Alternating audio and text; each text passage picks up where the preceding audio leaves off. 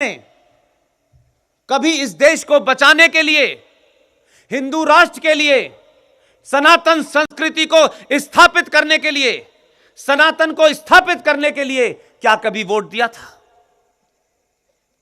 आपने तो वोट, इस देश में प्याज के दाम महंगे हो जाते हैं तो प्याज पे सरकार को गिरा दिया। पहली बार आपको परिस्थितियों ने उस जगह पहुंचा दिया, हालात आपके सामने ऐसे हो गए कि जितने भी एक्सपेरिमेंट आपने 70 सालों में किए, समाजवाद के नाम पे, वामपंथ के नाम पे, मिलीजुली सरकार के नाम पे, जितना भी हो सकता था, ऊंचा नीचा, अगड़े पिछड़े, हिंदी तमिल, तमाम चीजें इस्तेमाल हो गईं, लेकिन 2014 में आपके सामने कोई रास्ता नहीं बचा।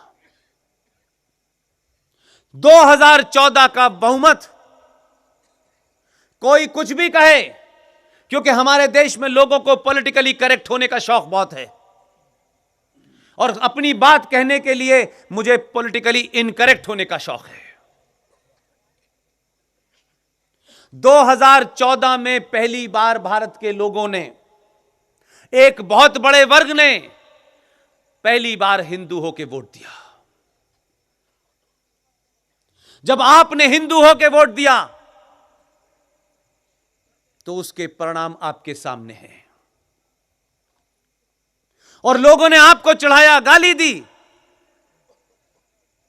कि यह वोट निगेटिव वोट मिला है, यह भ्रष्टाचार के खिलाफ मिला है, यह 70 साल की कांग्रेस सरकार से नाराजगी के कारण मिला है।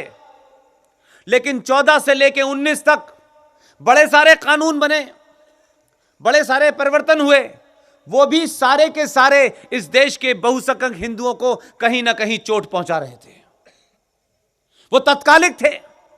एक व्यवस्था के बदलने में कुछ तकलीफें होती हैं, लेकिन मेरे लिए उससे बड़ा जो प्रश्न था कि जो समाज छोटी छोटी चीजों पे सरकार गिरा देता हो, जो छोटी छोटी बातों पे मेरा तेरा करता हो, आपने यह साबित कर दिया कि जो आपने बटन 2014 में दबाया था,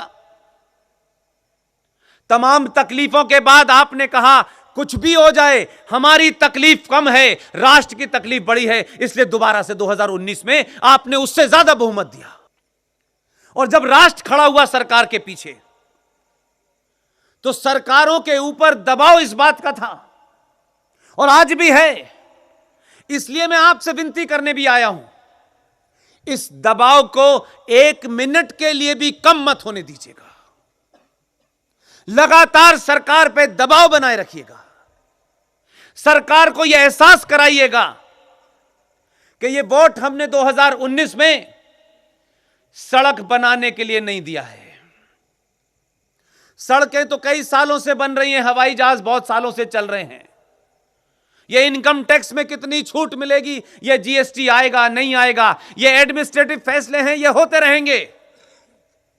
सरकार के ऊपर भी इस बात का दबाव है कि जिस जनता ने उन्हें वोट दिया है, पहली बार हो रहा है कि आपकी सरकार है और आप लगातार रात में भी रथ जगा कर रहे हैं। जो सोने की गलती आपने की थी 1000 साल तक, उसे आपने थोड़ा सुधार लिया है। इसलिए सरकार को पता है कि वोट उन्हें सड़क बनाने के लिए नहीं दिया है, अगर यह वोट मिला है तो राष्ट्र निर्माण के लिए दिया है। और उसी दबाव के चलते 2019 में मात्र 70 दिन के अंदर भारत की संसद में एक अद्भुत घटना घटी, जिस पे चर्चा कम होती है। इसलिए मैंने कहा, अगर जो राष्ट्र के लिए काम करेगा, जो राष्ट्र को बचाएगा, अगर वो किस पार्टी का है किस पार्टी का नहीं है, उसका धर्म क्या है, उसकी जाति क्या है, मेरे लिए महत्वपूर्ण नहीं है। अगर उसने अच्छा काम किया है तो खुल के तारीफ होनी चाहिए, खुल के समर्थन होना चाहिए, और जिन्होंने गलत काम किया है उनके खिलाफ खुल के विरोध होना चाहिए। भारत की संसद में एक पार्टी, जिस सदन में उनका बहुमत नहीं है, ये सुनते सुनते हम थक गए कि धारा 370 और 35A हटाने के लिए जब तक दोनों सदनों में बहुमत नहीं होगा तब तक हम इसे हटा नहीं पाएंगे, बड़ी मुश्किल चीज है। और आस लगने लगी कि पता नहीं कब वो दिन कब आएगा। तो जो लोगों की भावना थी, जो सीधा डायरेक्ट वोट होता है लोकसभा में, उसमें आपने अपनी भावना को प्रकट कर दिया। और जो लगातार दबाव बना, तो सरकार आपके दबाव में जब आती है तो कैसे रास्ते निकालती हैं, तब उन्हें इस बात की चिंता नहीं होती कि सत्ता में हम रहेंगे या नहीं रहेंगे। उनको इस बात की चिंता होती है कि 90 करोड़ लोगों ने जिन्होंने वोट दिया है मुझे, मेरा एक एक पल गिन रहे हैं। भारत की संसद में जिस सदन में बहुमत नहीं था इस सरकार का, सबसे डिफिकल्ट, सबसे ज्यादा विवादास्पद, जिस पे तमाम शक्तियां, अंतर्राष्ट्रीय शक्तियां भी लगी हुई थी, बिना देश को बताए हुए बहुत खामोशी से जिस राज्यसभा में उनका बहुमत नहीं था उसमें वो लाए और 24 घंटे में वहां से पारित करा दिया। लोगों को नहीं समझ आया कि यह खेल कैसे हुआ है। मैं समझता हूं कि राष्ट्र को जानने की जरूरत नहीं है, कुछ बातें राज रहने दीजिए। अगर फैसला हमारे हक में है तो वो राज ही अच्छा है। और जब राज्यसभा में पास हो गया तो जो विरोधी लोग थे वो इस बात से मायूस थे कि वहां तो इनके 303 है, वहां कौन रोकने वाला है। तो धारा 370 और 35A जब हटा तो ये एक ऐसा कदम है, इसको सिर्फ धाराओं का हटना मत समझिए। इसके हटने से कुछ हिंदुओं को नागरिकता मिल जाएगी, यह भी मैं नहीं बहुत महत्वपूर्ण मानता हूं। इसलिए इसकी सही व्याख्या कीजिए। 1947 के बाद आजाद और लोकतंत्र भारत के अंदर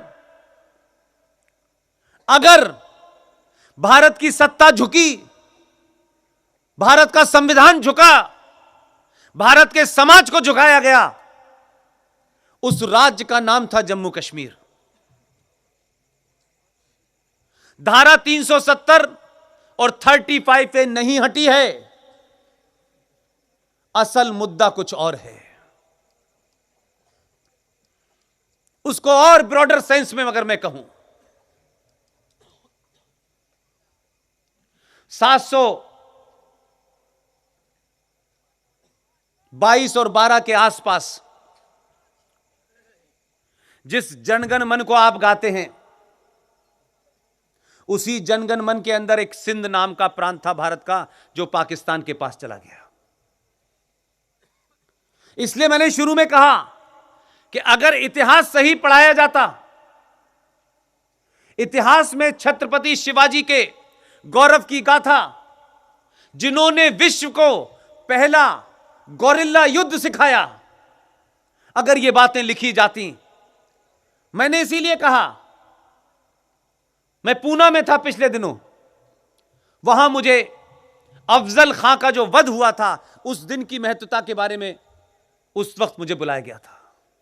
मैंने तब भी यह बात कही थी और अपने इस संबोधन में शुरू में भी यह बात कही कि सही इतिहास पढ़ लेते, कौन इस देश के विलेन थे और कौन इस देश के हीरो थे। अगर सुभाष बाबू का सही इतिहास पढ़ाया जाता तो फिर यह बताना पड़ता कि 21 अक्टूबर 1943 को नॉर्थ ईस्ट के शहर मोयान के अंदर Indian National Army Netaji Subhash Chandra Bose के साथ चल के आई और पूरे नॉर्थ ईस्ट पे कब्जा कर लिया। और 21 अक्टूबर 1943 को यूनाइटेड भारत में, अखंड भारत में एक शख्स ने करेंसी जारी की, उसने बैंक जारी किया, पासपोर्ट जारी किया और भारत के आजादी की घोषणा ब्रिटिश सरकार के होने के बावजूद की।